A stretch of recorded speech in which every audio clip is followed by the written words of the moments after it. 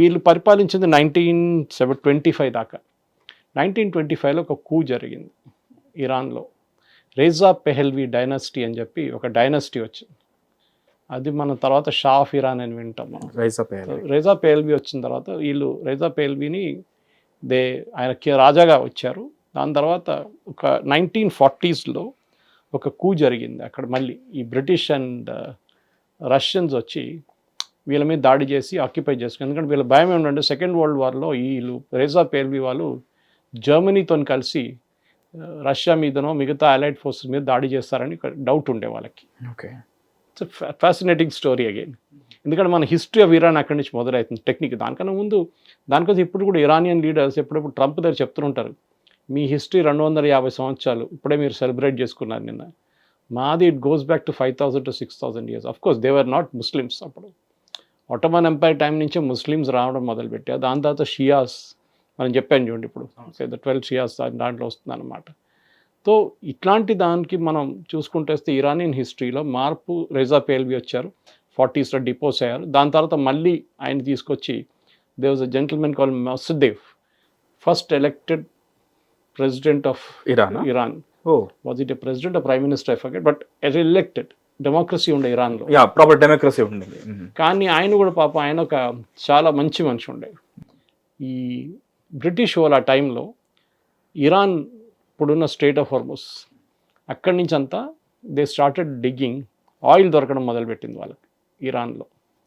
So వాళ్ళకు ఒక monopoly ఉండే ఆ టైంలో. ఇరాన్ దగ్గర టెక్నాలజీ లేదు. సో వాళ్ళ దగ్గర బీపీ ఆ టైంలో పాత కంపెనీస్ చాలా ఉండే, ఆయిల్ కంపెనీస్. వీళ్ళు ఆయిల్ తీసుకోవడం మొదలుపెట్టారు ఇరాన్ నుంచి. సో ఆయన అడిగారంట, ఇదేంటి మాకేం లేదా, మా దేశానికి తీసుకెళ్తే మాకైనా రాయల్టీ అని ఇవ్వాలి కదంటే ఆయన్ని డిపోజ్ చేస్తారు బ్రిటిష్. అమెరికన్స్ అండ్ బ్రిటిష్ కలిసి ఆయన్ని కొట్టి మళ్ళీ ఇదే రేజా పెహెల్వి కొడుకు ఉన్నాడు, later became the Shah of Iran.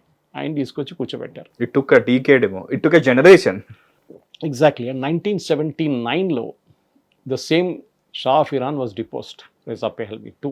అది మనకు తెలుసు ఆ story. It started with somebody called Ayatollah Khomeini. ఈ Ayatollah Khomeini and Ali Khamenei చిన్నప్పటి నుంచి they were friends. Khomeini and Khamenei, and not close friends అనమాట, కానీ దే రిలీజియస్ సెమినార్లో కలిసారు వీళ్ళు. ఇన్ఫ్యాక్ట్ 1981లో Khamenei became the president of Iran. Ali Khamenei, Ayatollah Khomeini supreme leader ఉన్నప్పుడు. వీళ్ళ దాంట్లో ఈ సుప్రీం లీడర్ అని పోస్ట్ సెలెక్ట్ చేసేది కూడా చాలా కాంప్లికేటెడ్ అటెంప్ట్ ఒకటి. They have a religious council. మనం మొన్న కూడా చూసాం టు సెలెక్ట్ మన ముస్తఫా ఖమెనీ. వీళ్ళు ఒక రిలీజియస్ సుప్రీం కౌన్సిల్ అని ఒక కౌన్సిల్ ఉంది, వాళ్ళు సెలెక్ట్ చేస్తారు సుప్రీం లీడర్ని.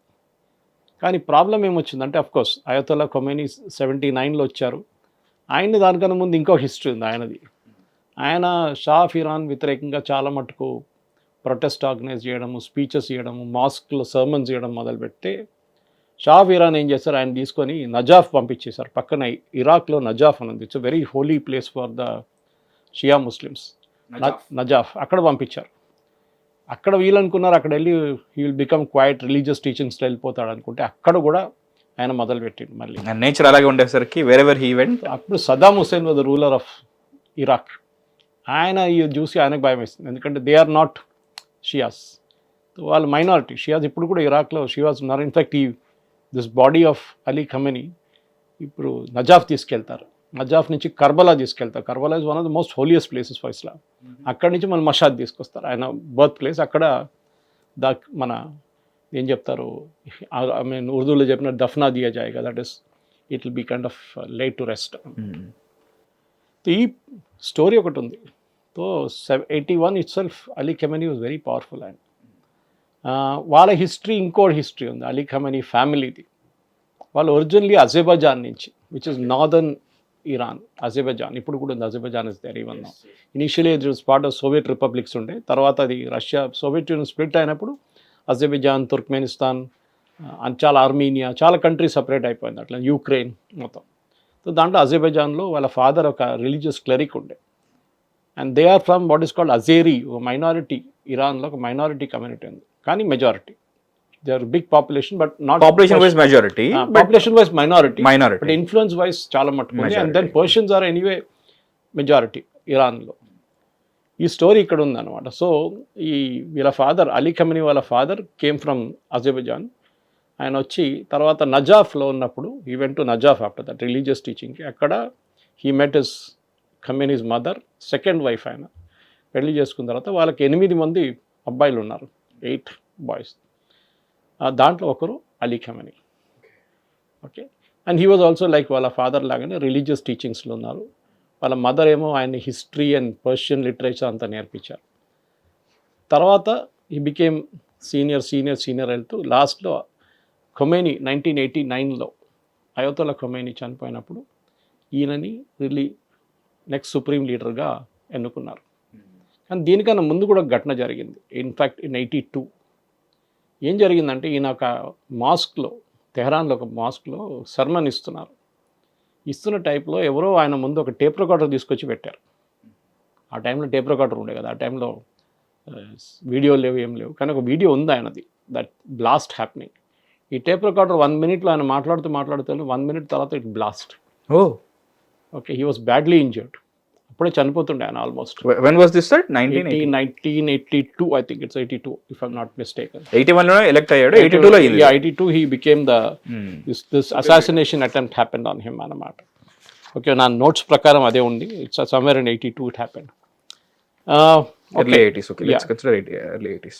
So early time of his, దాని తర్వాత ఆయన బయటపడ్డాడు. బట్ ఈవెన్ దెన్ చనిపోయేదాకా ఆయనకు అది ఆ ఇంజరీస్ ఆయన బాడీ మీద ఉండే చాలా మటుకు. ఆయన కొంచెం హ్యాండిక్యాప్గా చేశారు ఆ ఇంజరీస్. అలీ ఖమెనీ హిస్టరీ అది అక్కడి నుంచి మొదలు.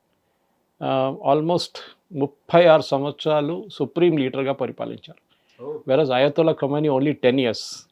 The original founder of Iranian revolution 10 సంవత్సరాలు పరిపాలించారు. కానీ ఈయన 36 సంవత్సరాలు పరిపాలించారు. అలీ ఖమెనీ గ్రేటెస్ట్ కేపబిలిటీ ఏంటంటే ఆయన ఇరాన్ని ఒక థియోక్రటిక్ స్టేట్గా మార్చారు, అంటే రిలీజియస్ స్టేట్గా. దాంతోపాటు ఆయన కంట్రోల్ ఉంచుకున్నారు every part of Iran, judiciary, revolutionary guards, అక్కడున్న లోకల్ అడ్మినిస్ట్రేషన్, ఫారిన్ పాలసీ, అన్నిటి మీద ఆయన పట్టుండి. ఇన్ఫ్యాక్ట్ ఈయనకు ఇంకొక హిస్టరీ ఉంది. ఈయన సుప్రీం లీడర్గా ఎన్నుకోవడమే పెద్ద కాంట్రవర్సీ ఉండే, just like his son. Minority majority issue ఉండే అది కాదు. ఈ సుప్రీం లీడర్ ఎన్నుకోవడం దాంట్లో ఈ సుప్రీం కౌన్సిల్ పెద్ద రోల్ ఉందని చెప్పాను నేను. వాళ్ళు డిసైడ్ చేస్తారు, వీళ్ళు 20-25 మంది ఉన్నారు వాళ్ళు. But they can select only somebody who is a Ayatollah, grand Ayatollah. అంటే వీళ్ళ దాంట్లో రిలీజియస్ టీచింగ్స్ చాలా లెవెల్స్ ఉంటుంది. గ్రాండ్ అయోతోలా అంటే ఇది అల్టిమేట్ రిలీజియస్ టీచింగ్స్. ఈవెన్ వీళ్ళ father Ali Khamenei's father was a big cleric. ఆయన ఇన్ఫ్లుయెన్స్ నుంచి ఈయన కూడా దీనికి వెళ్ళిండు అనమాట, రిలీజియస్ టీచింగ్కి వెళ్ళిండు. ఆయనకి తమ్ముడికి పడుకోపోతుండే. వీళ్ళు 8 మంది ఉన్నారు కదా, దాంట్లో ఒక తమ్ముడు. వీళ్ళందరూ చాలా ఇన్ఫ్లుయెన్షియల్ మనుషులు, ఆల్ దిస్ 8 people. కానీ గొడవ జరిగింది వీళ్ళ నడిమిట్లో. I think it was somewhere in వాళ్ళ మజ్లీస్లో ఒక గొడవ ఉండే, వాళ్ళ పార్లమెంట్లో. ఏదో వీళ్ళ పవర్ తగ్గించాలి సుప్రీం లీడర్కి పవర్ చాలా ఎక్కువైపోయింది. ఎవరు సుప్రీం లీడర్? సొంత అన్న. సో వీళ్ళ నడిమిట్లో ఒక డిఫరెన్స్ ఒపీనియన్ ఉండే అన్నమాట. సో దాని తర్వాత మనకు తెలిసింది గ్రాండ్ అయోతోలా కాదు. ఏం చేయాలి ఇప్పుడు? గ్రాండ్ అయోతోలా చేయాలంటే ఈయన్ని పెట్టాలి. And he was right hand of Khomeini almost. కానీ ఆయన లెవెల్కి చేరుకోలేదు. Same problem happened with Mustafa is not even Ayatollah. Grand Ayatollah పక్కన పెట్టండి, అంటే ఆ లెర్నింగ్ ఇంకా రాలేదు ఆయన. దానికన్నా ముందు ఆయన ఇప్పుడు సుప్రీం లీడర్గా ఎన్నుకున్నారు.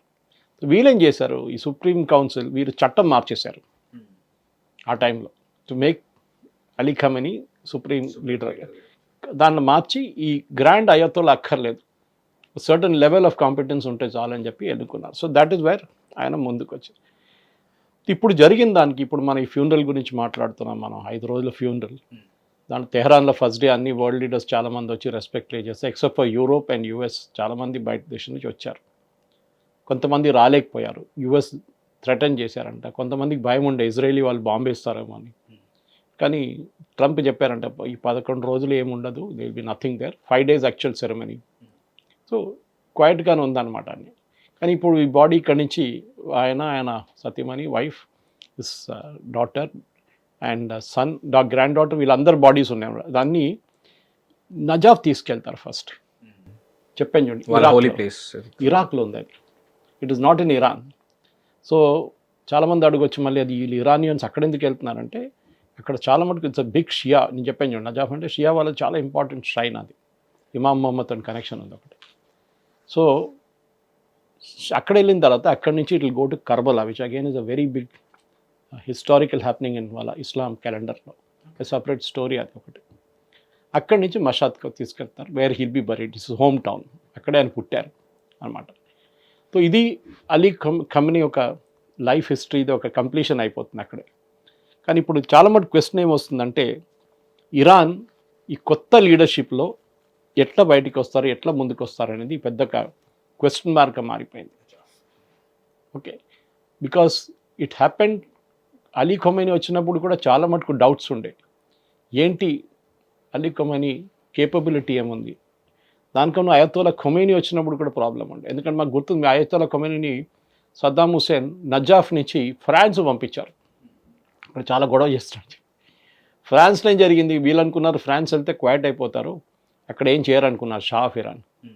కానీ సద్దాం హుసేన్ అక్కడ పంపించిన తర్వాత కూడా అక్కడ కూడా ఈయన ఫాలోవర్స్ని అట్రాక్ట్ చేయడం మొదలుపెట్టారు. యూరోప్ నుంచి ఇక్కడ నుంచి షియా ఫాలోవర్స్ చాలామంది రావడం పడితే ఫ్రెంచ్ గవర్నమెంట్ వరీ అయిపోయారు. గుడ్ ఒరేటర్ సార్, ఒరేటర్ అని చెప్తే these are all religious leaders, teachers. వాళ్ళు ఒకసారి మస్జిద్లో మీరు ప్రేయర్స్ లీడ్ చేస్తే automatically you become like that. మీకు ఆ క్వాలిఫికేషన్ రావాలని అంత కష్టపడాలి. మన దగ్గర వేద పాఠశాలలు పట్టుకుంటారు చూడండి, అన్లెస్ మీకు ఆ మంత్రాలు వచ్చేదాకా వాక్చాతుర్యం వాగ్ధాటి అంటారు, unless you get it by heart. మీరు మంత్రాలు పుస్తకం నుంచి కాదు చదవడం. కొంతమంది మందరు చేస్తారు కానీ మోస్ట్ ట్రైన్డ్ ప్రీస్ట్ అది కాదు. చిన్నప్పటి నుంచి వాళ్ళు ట్రైనింగ్కి వచ్చిన తర్వాత వాళ్ళకి ఎక్స్పీరియన్స్ లెవెల్. అదే same thing in Islam also.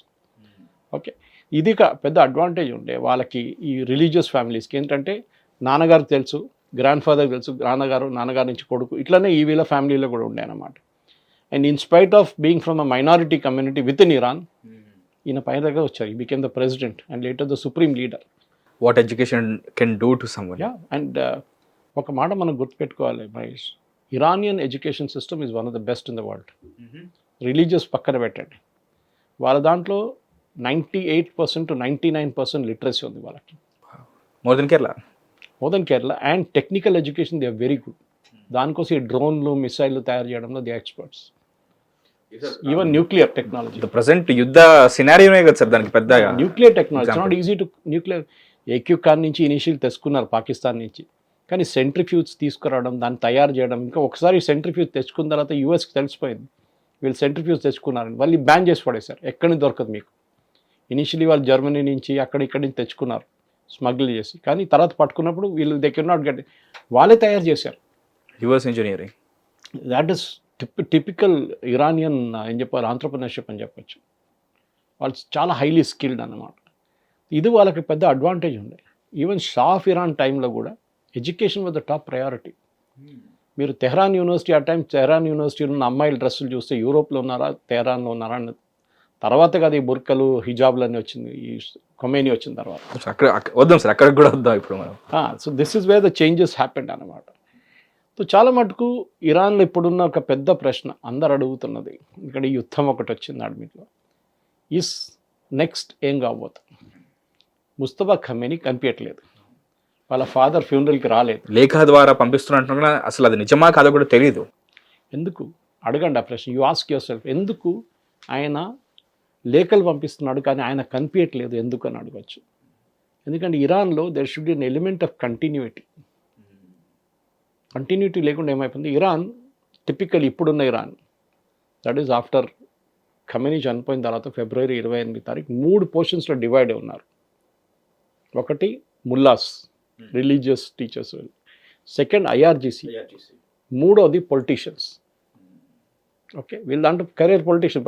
మీరు వాళ్ళ ప్రెసిడెంట్ని తీసుకోండి, స్పీకర్ ఆఫ్ పార్లమెంట్ తీసుకోండి గాలిబాఫ్, ఈ ఫారిన్ మినిస్టర్ అరాచి, వీళ్ళందరూ కెరీర్ పొలిటీషియన్స్. KGF సినిమాలో ఉంది సార్ ఇది.